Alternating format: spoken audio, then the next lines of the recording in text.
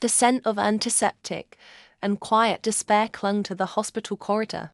5 years ago, it had been the backdrop to of Iris Logan's world. She sat hunched on a vinyl bench, the cold seeping through her thin jacket, her body trembling with the aftershocks of a doctor's sterile, dispassionate words. Aggressive palliative care, financial considerations, the phrases echoed in her mind. A death knell not just for her grandmother, but for every hope Iris had ever nurtured. The medical bills were a mountain she couldn't even begin to climb. A tear slid down her cheek, hot and useless. The soft, authoritative click of expensive leather shoes on linoleum cut through her daze. A shadow fell over her, and she looked up into the face of a man who seemed utterly out of place in this temple of sterile suffering, Alfred Gill. His suit was a masterpiece of dark, tailored wool. His features were sharp and impossibly handsome, and his eyes a cool, calculating grey assessed her with an unnerving intensity. He wasn't looking at her with pity, but with a strange, focused appraisal, as if she were a problem he was about to solve. "Miss Logan," he said, his voice a low, smooth baritone that commanded attention. "I overheard your conversation with the doctor. I can help." Iris flinched, wiping at her eyes with the back of her hand. "I don't need charity. This isn't charity," Alfred replied, his expression unreadable. He gestured to the empty space beside her, but remained standing, a subtle exertion of power. "It's a proposal. I will cover every single one of your grandmother's medical expenses, secure the best care for her, and settle all your outstanding debts." Iris's breath hitched. It was a lifeline so impossibly vast it felt like a dream. "Why? What do you want?" His gaze was direct, unwavering. "I want you. For 5 years, you will live in my home. You will be my companion. You will be seen on my arm at every function I deem necessary. You will be mine in every way that matters to the world." He paused, letting the weight of his words settle. "In exchange, your grandmother will want for nothing." Her pride screamed in protest. He was buying her, packaging the transaction as a lifeline. But then, the image of her grandmother's frail, tired face flashed behind her eyes. The woman who had raised her, who had sacrificed everything. Desperation was a bitter poison, and it had already consumed her. She looked at the polished tips of Alfred's shoes, unable to meet his gaze, and gave a single, jerky nod. A choke sob escaped her, the sound of her own soul breaking.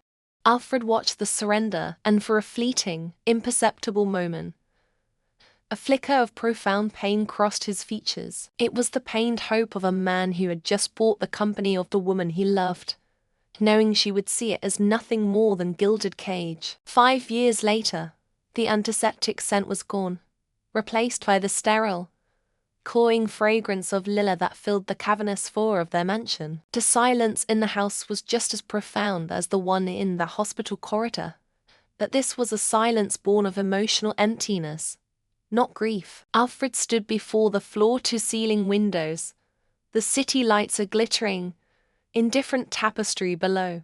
He swirled the amber liquid in his glass, the ice clinking softly. "She still says his name in her sleep sometimes," he said, his voice flat. His mother, Eleanor, sat posed on a silk settee, her posture ramrod straight, her expression impatient. "Owen, the starving artist. Alfred, this has gone on long enough. You gave her everything, this home, a life of luxury, security, and for what? For her to glide through these halls like a ghost, her heart sealed away for a man who couldn't even afford to buy her dinner." As if on cue, Iris descended the grand staircase. She was no longer the desperate girl in the worn jacket, but a vision of curated elegance in a simple, dark dress. Her beauty was stark, almost painful to look at, because it was so utterly devoid of warmth. She moved with a liquid grace that was both captivating and heartbreakingly distant. "Good evening, Alfred, Eleanor," she murmured, her voice a polite, airy whisper. She didn't look at him, her gaze fixed somewhere over his shoulder as she moved toward the dining room. She was a flawless performance of a wife, and it was killing him. Eleanor watched her go, her lips tightening into a thin line. "This is a prison of your own making," she said, her tone sharp. "You coerced a girl into a life she never wanted, hoping you could force her to love you. It was a foolish, romantic notion, and it has failed. Let her go. The 5 years are almost up. Fulfill your corporate duties, finalize the merger, and let her run off to Paris or wherever that boy is now. Set yourself free." Alfred remained silent, his jaw tight. Free. He didn't want to be free of her. He wanted her. The real her. Not this polished, empty shell. But his mother's words were a scalpel, cutting away the last vestiges of his deluded hope. He had tried everything: gentle conversations, thoughtful gifts, quiet moments of shared space. All of it had bounced off her impenetrable shield of polite indifference. He had given her 5 years, and she had given him nothing. Maybe freedom was the only gift she would ever truly accept from him. An agonizing, desperate idea began to form in the wreckage of his heart. A final, drastic act of love. After his mother left, the oppressive silence of the mansion closed in around him. He walked to his study, the room a monument to his success and his failure, and picked up the phone. His hand was steady, but his soul felt like it was fracturing. "Mark," he said when his most trusted assistant answered. His voice was hollow, stripped of all emotion. "I need you to arrange something for me. No questions. Just execute it perfectly." "Of course, sir. What is it?" Alfred closed his eyes. The image of Iris's face in the hospital test streaked and terrified burning in his memory. He had started this with a contract to save her. Now, he would end it with a lie to set her free. "My disappearance," Alfred said, his voice cracking for a single, betraying moment before hardening into steel. "And my death. I want it done within the week." The afternoon sun poured through the lace curtains of her grandmother's room, casting a warm, dusty glow that smelled of lemon polish and old books. Iris sat by the bedside, peeling an apple in a single, curling ribbon of red, the rhythmic scrape of the knife a fragile shield against the conversation. "He's a good man, Iris," her grandmother said, her voice thin but clear, stronger each day. She watched her granddaughter with knowing eyes.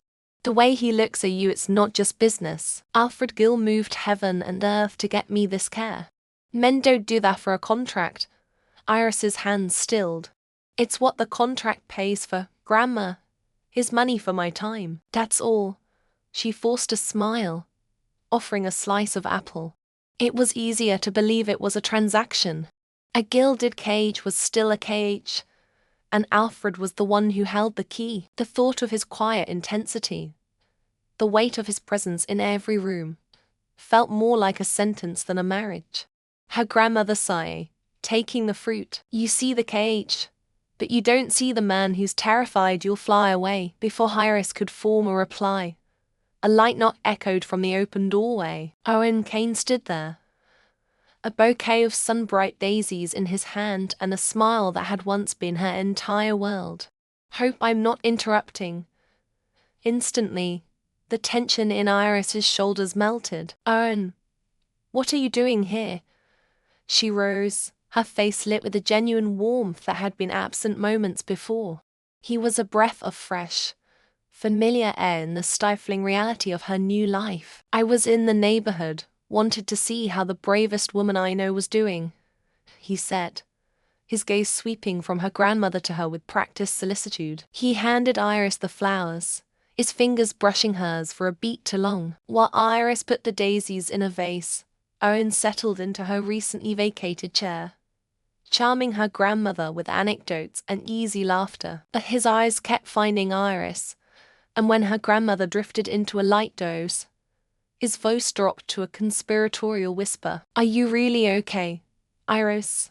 he asked, his brow furrowed with concern. "I'm worrying about you."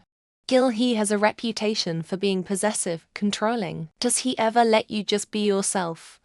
The words were poison, delivered like medicine. They seeped into the cracks of her resentment, validating every doubt she'd ever had. Alfred's concern for her safety was framed as control. His quiet observation felt like surveillance. His generosity was a tool of her initiative. He has expectations, Iris admitted, the words feeling inadequate. It's your life, Iris, not his latest acquisition, Owen murmured, placing a comforting hand on her arm. You deserve to be free, to be happy, listening to him. A wave of relief washed over her. It wasn't her fault she felt trapped. Alfred was exactly the villain she had imagined him to be. Owen saw it, too, he understood. Days later, the salt-laced wind whipped strands of hair across her face as she stood on the deck of a private cruise ship. The world painted in the fiery hues of a descending sun. The Mediterranean glittered below, a vast expanse of crushed diamonds. Alfred had arranged this trip, a surprise for their one-year anniversary, a date on a contract she had counted down like a prisoner. He stood by a small table set for two, a bottle of champagne chilling in a silver bucket. He wasn't wearing his usual severe suit, but a soft linen shirt that softened the sharp lines of his frame. As she approached, a wistful smile touched his lips, a look so vulnerable it almost made her uncomfortable. This wasn't the ruthless CEO she railed against in her mind. This was just a man, standing at the edge of the world, looking at her as if she were the only thing holding him there. I'm glad you came, he said, his voice a low rumble against the sigh of the waves. He poured them both a glass, the champagne fizzing with fragile energy. They stood in silence for a moment, watching the sun melt into the horizon. The beauty of it was overwhelming, almost painful. Iris, he began, turning to face her fully, his dark eyes searching hers. Forget the contract, forget everything for a minute. If you had all the money you could ever need, complete and total freedom, what would be the first thing you'd do? He was asking for a fantasy, a harmless dream. But for Iris, the answer was a reflex. A truth so deeply ingrained it sprang from her lips without thought. I'd leave, she said, her voice soft with a longing she didn't try to hide. She stared out at the endless water, imagining it. I'd go somewhere far away, where no one knew my name. I'd start over. I would finally be free. The words hung in the air between them, more brutal than a slap. She didn't see the light in Alfred's eyes extinguish, or the way the wistful smile on his face became a hollow mask for his shattering heart. He had his answer. The last, desperate ember of his hope had been snuffed out. Just as the sun's final sliver of gold disappeared, her phone buzzed violently in her clutch. She glanced at the screen. Owen, I have to take this, she said, already turning away. She answered, and Owen's voice, tight with panic, crackled through the phone. Iris. Thank God. I was in an accident. A car hit me. My leg is broken. I'm at the emergency room, and I don't know anyone else to call. I need you. Everything else dissolved. The sunset, the champagne, the man standing before her. All of it became an irrelevant backdrop to Owen's crisis. I'm on my way, she said, her voice firm with purpose. She hung up, her mind already racing, calculating the fastest way to get to shore. She turned back to Alfred, her expression a whirlwind of apology and impatience. I'm so sorry, Alfred. That was Owen. He's been in an accident. He's at the hospital. I have to go. I have to go now. He simply nodded, his face an unreadable sculpture in the deepening twilight. We'll do this another time. Okay, she promised. The words rushed and empty. I'll make it up to you. She didn't wait for a response.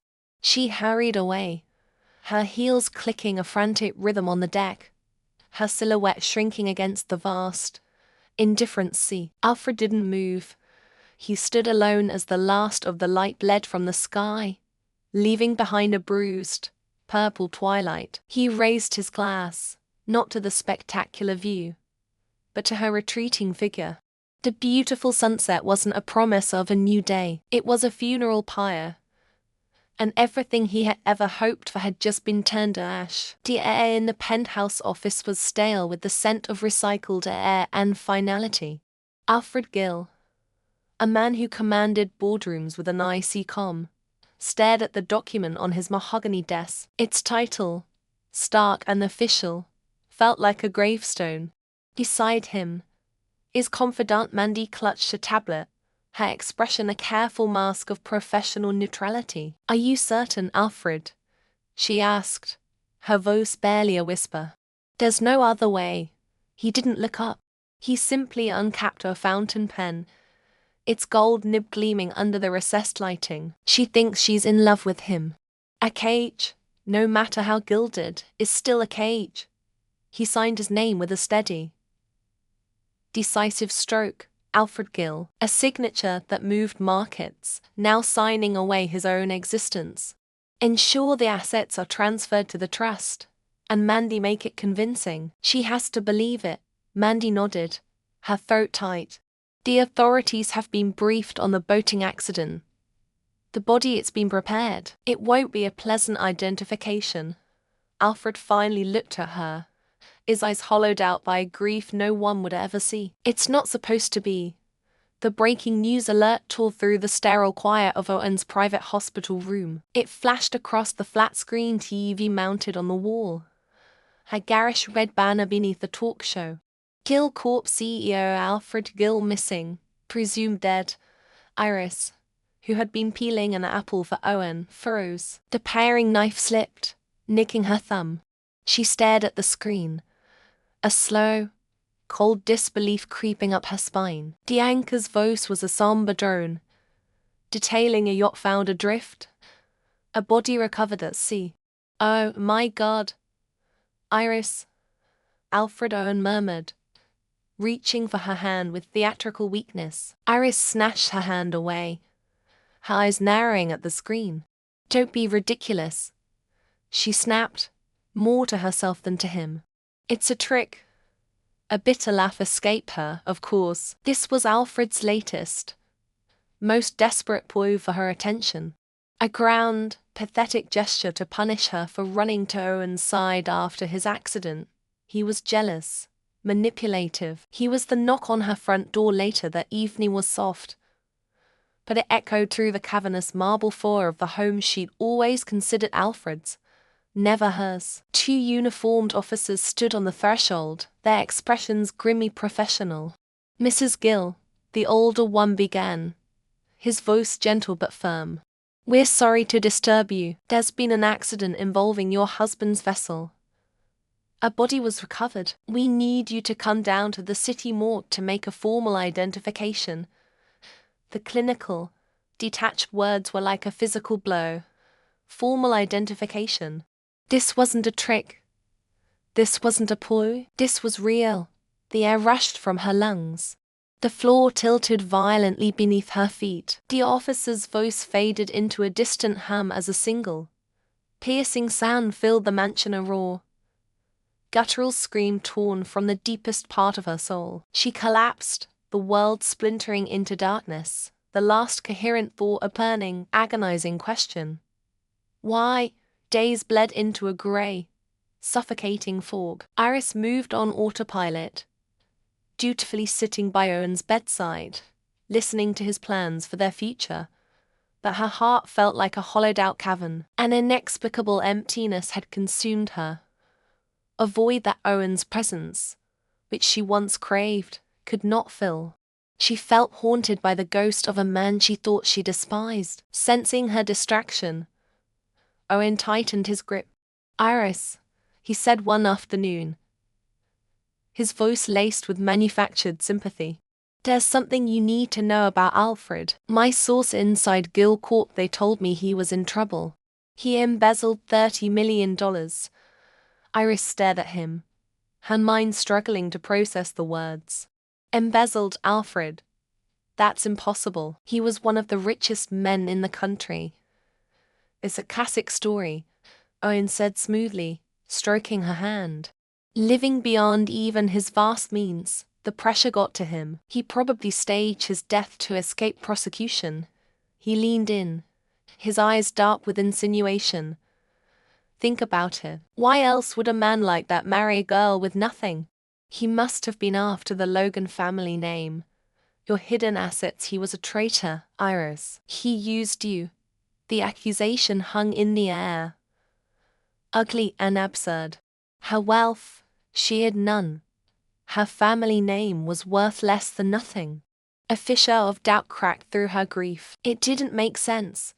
She remembered Alfred, not as a traitor, but as the man who paid her grandmother's astronomical medical bills without a word. The man who, when she'd mentioned a passion project for sustainable textiles, had scoffed at her business plan, only for a mysterious angel investor to fund it a week later with terms that were almost comically generous. She'd assumed it was a lucky break. Now that night, she couldn't breathe in the hospital. She fled, driving aimlessly until she found herself back at the mansion. The house had been stripped, emptied by Alfred's lawyers. It was no longer a home but a mausoleum, echoing with his absence. Drawn by an instinct she didn't understand, she went to his study. The room was bare, save for the massive oak desk that was too heavy to move. She ran her hands over its smooth, cold surface, her fingers tracing the edges where his had so often been. In her frantic search for something, anything, left of him, her fingers brushed against a loose panel underneath the top drawer. Prying it open, she found a small, lacquered box. Inside, resting on a bed of velvet, were a stack of letters tied with a simple ribbon and a thick folder of legal documents. Her hands trembled as she opened the first letter. The handwriting was his, strong, clean, and precise. Iris, it began. Today you told me about your grandmother's garden. You had a smudge of dirt on your cheek, and you didn't even notice. You were so animated. It was the first time I saw you truly smile since we married. I wanted to tell you how beautiful you were in that moment, but I knew you wouldn't believe me. She read on, letter after letter, a secret chronicle of their years together. He wrote about her frustrations, her small triumphs, the way she hummed when she thought no one was listening. They weren't declarations of flowery passion, but quiet, tender observations, filled with a love so profound and selfless it stole her breath. Then, she opened the folder. The documents were for a startup fund, the Phoenix Project, her project. The angel investor was a shell corporation, and the sole director, the man who had funded her dream without her ever knowing, was Alfred Gill. The final letter fell from her trembling fingers. I know you still love him, Iris. I see it in your eyes every time his name is mentioned. This marriage was a mistake, my mistake, for believing I could force your heart. I'm setting you free. Be happy. That is all I have ever wanted. A sob poured through her, a sound of pure, unadulterated agony. It was the cry of a woman who had just been handed the sun, moon, and stars, only to realize she had willingly thrown them away. The tears that streamed down her face were not just to the man she had lost, but for the love she had been too blind, too stubborn, and too foolish to see. The stale air of the private investigator's office was a bitter contrast to the clean, corporate world Iris had once known. For weeks, this cramped room, with its humming servers and the faint scent of day-old coffee, had been her sanctuary and her war room. Guilt was a relentless engine, and it had driven her here, to sift through the wreckage of Alfred's reputation. She had liquidated the few assets she had, not for survival, but for the truth. You were right to question the official story, Ms. Logan, said Ms. Vance, a woman with sharp eyes and a sharper mind, sliding a tablet across the polished veneer of the desk. The Gill Corp embezzlement narrative was a masterclass in misdirection. Iris's fingers trembled as she took the device. On the screen was a detailed transaction history, a labyrinth of shell corporations and encrypted transfers that all terminated in one place. A single, untouchable trust account, an account she hadn't known existed, an account in her name. The number stared back at her, cold and absolute. $30 million. It wasn't stolen money. It was a severance, a dowry, a golden parachute Alfred had meticulously crafted, not to enrich himself, but to empower her. He had painted himself as a villain, a fugitive, to ensure she would have the freedom he believed she craved. Every venomous headline, every whispered accusation, all of it had been part of his final, devastating act of love. The weight of his sacrifice settled in her chest, a crushing, beautiful agony. He had given her a kingdom, while letting the world believe he'd robbed his own. The confrontation with Owen took place in a sterile, minimalist cafe that reeked of his curated taste. He slid into the booth opposite her, his face a perfect mask of sympathy. "Iris, I was so worried. Disappearing like that, are you all right?" She didn't answer. Instead, she placed the tablet on the white marble table between them. $30 million. Owen. His practiced smile faltered, a barely perceptible crack in the porcelain. "I don't understand. It was a gift from Alfred to me," Iris said, her voice low and steady, forged in the fire of her recent discovery. "Not embezzled funds. I also found the records of your accident. The one that kept you away for years. Funny how the private clinic that treated you doesn't exist, and the settlement you claimed Alfred paid to silence you. It was wired from an account you opened yourself a month prior." Owen's composure began to fray. "You're not thinking clearly. Grief is, and then there are the anonymous tips to the media." She pressed on, her gaze unwavering. IP addresses traced back to a series of burner phones, all of which were purchased within a 2-block radius of your apartment. She leaned forward, the clatter of the cafe fading into a dull roar. "You didn't just lie, Owen. You orchestrated his downfall. You painted him as a monster so you could have me, his company, his life." The charming facade finally shattered, revealing the ugly, grasping ambition beneath. His eyes hardened, the feigned warmth evaporating into a chilling contempt. "He didn't deserve you," Owen hissed, his voice a venomous whisper. "He bought you. A man like that, he thinks he can own everything. He needed to be taught a lesson. I was protecting you from him. You weren't protecting me," Iris said, her profound certainty settling over her. The last vestiges of her old naivete were gone, burned away by the truth. "You were using me. He loved me enough to let me go. You loved me so little you had to possess me." She stood, a chair scraping against the concrete floor. A newfound strength radiated from her, sharp and undeniable. "I'm going to clear his name, and I'm going to find him, no matter what it takes. Thousands of miles away, in a city that glittered with futuristic light." Alfred Gill no longer existed. In his place was Mr. Gill, a quiet, formidable presence in the world of international finance. He sat at the head of a glass conference table, the skyline of Singapore sprawling behind him. His demeanor was calm, his words precise, as he navigated a complex acquisition deal with an effortless authority that left his counterparts both impressed and intimidated. He had not just survived, he had rebuilt, expanding Gill Corp's reach on a global scale from the ashes of his former life. But the ruthless efficiency he projected in the boardroom melted away the moment he stepped into his apartment. The scent of warm soup and the sound of small feet running across hardwood floors greeted him. "Papa," a little girl with bright, inquisitive eyes launched herself into his arms. He lifted her easily, burying his face in her dark hair. Chloe, his daughter. He had found her in an orphanage during his first year in exile, a quiet, solitary child who mirrored his own loneliness. In saving her, he had found a reason to save himself. She had brought light and laughter back into his silent world, creating a fragile, precious family. Later that evening, A video call illuminated his study. Ms. Jaffe, his sharp and impeccably dressed business partner, smiled from the screen. The final contracts are signed. Our European expansion is official. Now, for the announcement, her expression turned strategic. The Grand Zenith charity banquet is next month. It's the most exclusive event of the season, the perfect place to formally introduce my brilliant, reclusive partner to the social elite.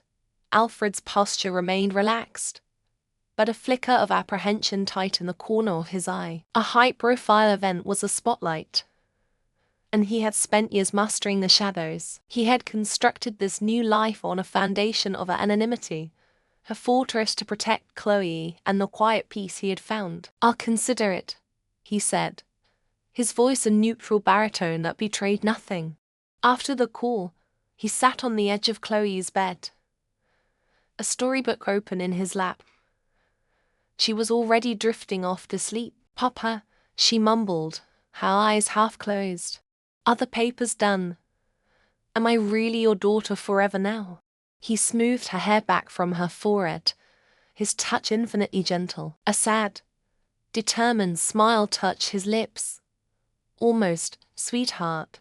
There are just a few loose ends I need to settle back home. Then it will be just us. I promise." The word home hung in the quiet air, a ghost of a life he thought he had buried forever. The grand ballroom of the Atherton Hotel was a galaxy of shimmering crystal and muted gold, a universe of polite laughter and the clinking of champagne flutes. The Iris Logan moved through it like a ghost with a purpose. The emerald silk of her gown whispered against the marble floor, a stark, deep color in a sea of pastels and black ties. Her hair, once perpetually tied back in a practical knot, now fell in soft waves around her shoulders. She was no longer the timid girl who had signed away her life on a marriage contract. She was a woman forged in the fires of grief and betrayal, and her eyes, sharp and clear, scanned the opulent crowd with a singular, desperate focus. Miss Jaffe's invitation had been maddeningly vague, a single, embossed card with the time and place, but it was the first flicker of hope Iris had felt in 6 agonizing months. Hope that the man she had mourned was not a ghost after all. Then, a hush fell over the room, a wave of silence that rippled out from the grand archway. Iris's head snapped in that direction, her heart seizing in her chest. There he was, Alfred Gill, looking not a day older, stood framed by the entrance. The severe lines of his face seemed softer. The relentless weight he always carried in his shoulders somehow lessened. He wore a simple, dark suit, no longer the armor of a corporate titan, but the quiet attire of a man content in his own skin. At his side, Miss Jaffe stood like a proud sentinel, and clutching his other hand, a small, dark-haired girl with eyes as wide and curious as a fawn's. Chloe. The air left Iris's lungs in a painful rush. It was him, alive. The confirmation slammed into her with the force of a physical blow, and the carefully constructed walls of her composure crumbled into dust. Tears blurred the chandeliers into brilliant, wavering stars. It was a flood of pure, unadulterated relief. So potent it was agonizing, followed by a tidal wave of regret that threatened to pull her under. All those months of believing he was gone, of hating herself for the words she'd left and said. She moved before she could think, a magnetic pull drawing her toward him. The crowd parted, sensing the imminent collision of 2 worlds. "Alfred." Her voice was a raw, trembling cry that sliced through the stunned silence of the ballroom. She reached him, her hands clenched into fists at her sides to keep from grabbing him, from shaking him, from clinging to him. His eyes, those cool grey eyes that had haunted her dreams, widened slightly as they locked on hers. They held a universe of surprise, pain, and something else she couldn't dare to name. "Why?" The word was torn from her throat. "Why would you do that to me? To everyone? I thought you were dead. I mourned you." Before Alfred could form a response, a familiar, venomous voice cut in. "Iris, darling, get away from him. Owen materialized at her elbow, his face a mask of false concern. Can't you see? He's a manipulative monster, faking his own death. He's playing with you, just as he always has. Something inside Iris snapped. All the pain, all the manipulation, all the lies Owen had fed her for years coalesced into a single point of cold, diamond-hard fury. She turned, her gaze so sharp and piercing that Owen physically flinched. No, she said, her voice dangerously low and clear, ringing with an authority that silenced the murmurs around them. The only monster here is you. She took a step closer to Owen, forcing him back. You told me Alfred was a tyrant. You told me our love was a casualty of his cruelty. But you were the one who sold my grandmother's medical information to the tabloids. You were the one who staged those photos to make Alfred think I was choosing you. You didn't love me, Owen. You loved the idea of the Gill fortune. She didn't wait for his sputtering denial. She turned her back on him completely. A final, public dismissal, and faced Alfred again. Her fury dissolved, leaving only raw, aching vulnerability. He was right about one thing, she whispered, her voice breaking. I was a fool. I was so lost in a past that never really existed. I couldn't see the incredible man standing right in front of me. I'm so sorry, Alfred, for everything. Alfred's stoic expression finally fractured. He saw not the woman who had tolerated their marriage, but the woman who had just publicly dismantled her own past to defend him. He looked down at the floor, then back at her, his voice quiet and heavy with the weight of his own miscalculations. I did it to set you free. The words were a soft blow. I saw the pictures, he continued, his gaze flicking to where Owen was now slinking away into the crowd. I heard what people were saying. I believed you were still in love with him, that our marriage was a prison. I thought my death was the only key that would fit the lock, a prison. Iris choked out a laugh that sounded more like a sob. Alfred, it was never a prison. It was a sanctuary, and I was too blind to see it. I don't want to be free from you. She took a hesitant step closer, her eyes pleading with him. I spent the last 6 months not just mourning you, but finally understanding you. Understanding myself. I don't love the memory of Owen. I love you. I love your quiet strength, your unexpected kindness, the way you always made sure I had my favorite tea. I love the man who adopted a little girl and gave her the world. I love you, Alfred Gill. Her confession hung in the air between them, fragile and absolute. As she spoke, the little girl, Chloe, who had been hiding behind Alfred's leg, peeked out. She looked at Iris, her small face a study in concentration, processing the raw emotion flowing between the two adults. Then, with a shyness that was heartbreakingly sweet, she took a tiny step forward. She didn't go to Iris, not yet. Instead, she turned and wrapped her arms tightly around Alfred's leg, looking up at Iris with a small, hesitant smile. It was a silent vote of confidence and acceptance. The sight broke through the last of Alfred's defenses. A slow, tender smile, one Iris had only seen in fleeting glimpses, finally bloomed on his face. The guarded CEO vanished, leaving only the man who had sacrificed everything for a love he thought was unrequited. The warmth in his eyes was blinding. He gently detached Chloe from his leg and knelt to her level, murmuring something soft and reassuring in her ear. Then he stood, his gaze never leaving Iris's. He slowly extended his hand, not as a command or a contractual obligation, but as an open, hopeful invitation. Iris, he said, his voice thick with emotion, we've been living a quiet life. Chloe and I, it's not a palace, but it's a home. Will you come and make our family whole?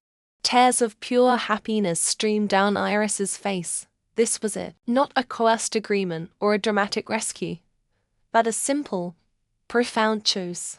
A real beginning, without a moment's hesitation. She placed her hand in his fingers wrapped around hers, warm and strong and real. The world of crystal and gold, of whispers and scandal, faded into an insignificant blur. There was only the solid presence of his hand, the promise in his eyes, and the small, smiling girl who was ready to welcome her home. Their fairy tale had not ended. It had just truly begun.